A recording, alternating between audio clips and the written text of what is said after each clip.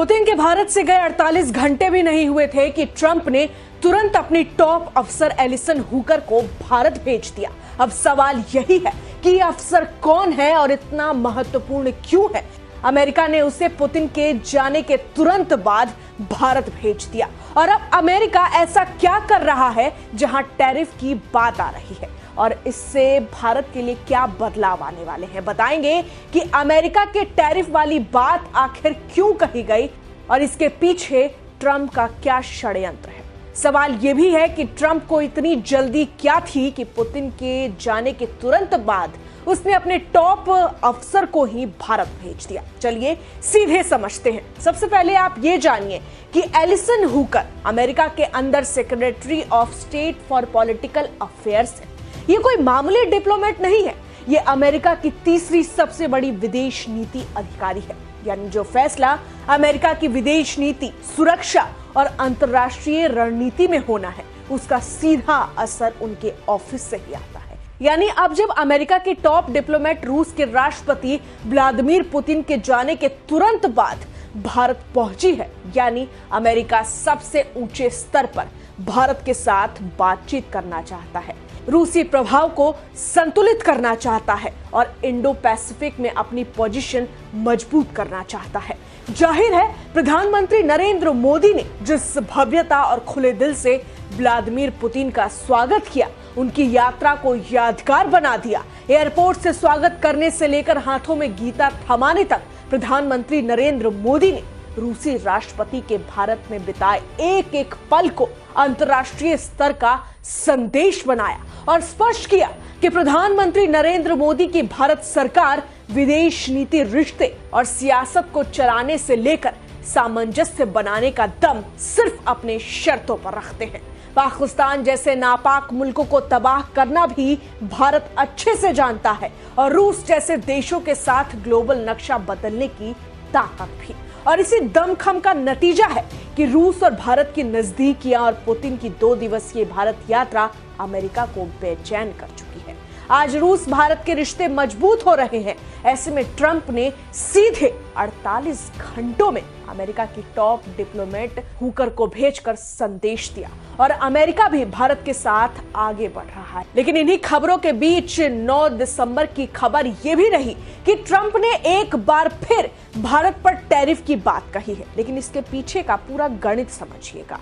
ये एक तरफ डिप्लोमेट को भारत भेजना और दूसरी तरफ टैरिफ की धमकी, तो वो क्यों हुआ? तो दरअसल अमेरिकी किसानों के एक प्रतिनिधि मंडल ने ट्रंप से शिकायत की थी कि भारत और दूसरे देशों से आने वाले चावल की वजह से उन्हें नुकसान हो रहा है।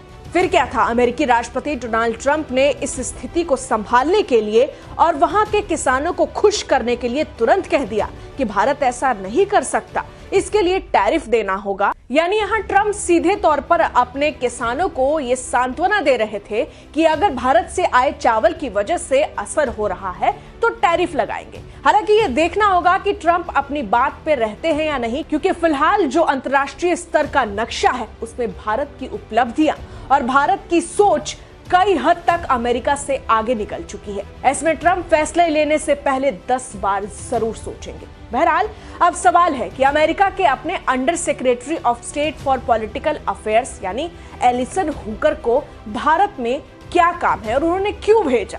तो ट्रंप का क्या लक्ष्य है वो हम आपको बताते हैं।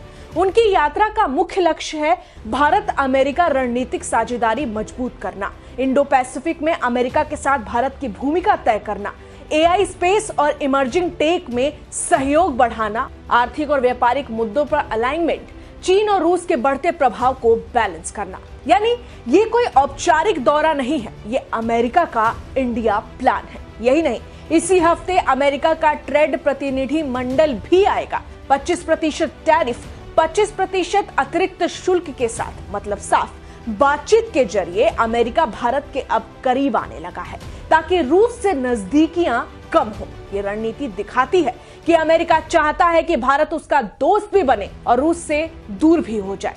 इससे पहले भारत और अमेरिका ने 3 दिसंबर को संयुक्त कार्य समूह की 21वीं बैठक और 7वें डेजिग्नेशन डायलॉग का आयोजन किया था। दोनों पक्षों ने यहां अल कायदा से लेकर आईएसआई तक से जुड़े सारे संगठन, साथ ही लश्कर तैयबा, जैश ए मोहम्मद और उनकी प्रॉक्सी इकाइयों, समर्थकों, विश्लेषकों और मददगारों को संयुक्त राष्ट्र के 1267 प्रतिबंध ढांचे के तहत सूचीबद्ध करने की मांग की, ताकि इनके सदस्यों पर वैश्विक स्तर पर संपत्ति जब्ती, यात्रा प्रतिबंध और हथियार प्रतिबंध लागू किए जा सके। यानी ये सीधे तौर पर पाकिस्तान पर वार है। वहीं 6 दिसंबर को भारत और अमेरिका ने आतंकवाद को उसके हर रूप में, विशेषकर सीमा पार आतंकवाद की कड़ी निंदा की। दोनों देशों ने आतंकवाद से निपटने के लिए बहुपक्षीय सहयोग को और मजबूत करने की प्रतिबद्धता दोहराई। इसमें संयुक्त राष्ट्र क्वाड और फाइनेंशियल एक्शन टास्क फोर्स भी सहयोग में शामिल है। विदेश मंत्रालय की रिलीज के अनुसार इन बैठकों ने आतंकवाद से मुकाबला करने में भारत अमेरिका द्विपक्षीय सहयोग के महत्व को रेखांकित किया, जो व्यापक भारत अमेरिका वैश्विक रणनीतिक साझेदारी की भावना को दर्शाता है। आज भारत का फॉर्मूला बड़ा साफ है कि रूस से गहरा रिश्ता मजबूत रखना है, अमेरिका के साथ आगे बढ़ना है, लेकिन बिना किसी शर्त के। अंतर्राष्ट्रीय मंच का कोई भी देश हो, भारत किसी के आगे झुकना नामंजूर करता है। इसलिए पुतिन जब अपने भारत के 2 दिवसीय दौरे पर थे और उसके बाद जब यहां से गए, तो उसके 48 घंटे बाद ही अमेरिका ने नई चाल चली। इसके बाद 9 दिसंबर को टैरिफ की बात कह दी। लेकिन इन सारे समीकरणों में एक बात स्पष्ट है कि ट्रंप जानते हैं कि भारत दुनिया का एक मजबूत देश है। यही नहीं, दुनिया भारत की तरफ देख रही है, जो खुद अपने निर्णय तय करता है। बहरहाल इस पूरी खबर में इतना ही, लेकिन आप इस पर क्या कहेंगे, आपकी क्या राय है, कमेंट में जरूर लिखें। मैं आपके साथ रंजना उपाध्याय, आप देख रहे हैं HCN न्यूज़। धन्यवाद।